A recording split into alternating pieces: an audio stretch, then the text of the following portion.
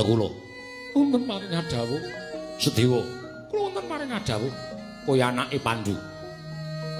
Pandhu kuwi Nalendra, singa singaning ratu ning jagat. Kuwi ming Yayi Prabu Pandhu Dewayana. Aku ora kepengin gajah kok anak-anak tikus. Inggih. Mringkus kaya wong wadon pepinjungan.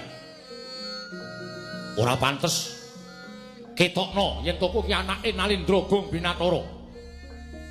Saranipun kados pundi? Saranipun kados pundi, wa? Aturmu ora kaya ngono kuwi. Aturmu kuwi aja njaluk mati. Nek pancen satriya tenan, pengaturmu marang wakmu ora kaya ngono kuwi. Lah lajeng kula kedah kados pundi? Dirokno. Dirokno ucape saya. Inggih. Wa. Wa.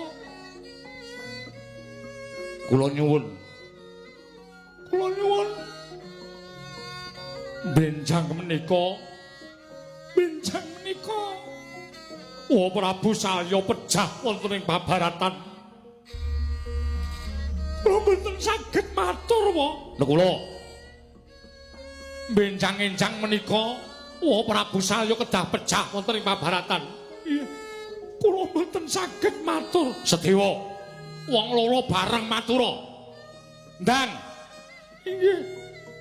Benjang-enjang menika kula nyuwun Kanjeng Wamandaraka seda wonten ing peperangan.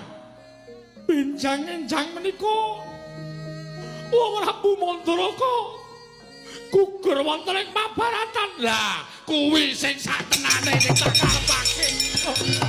Mati. Oh, nggih.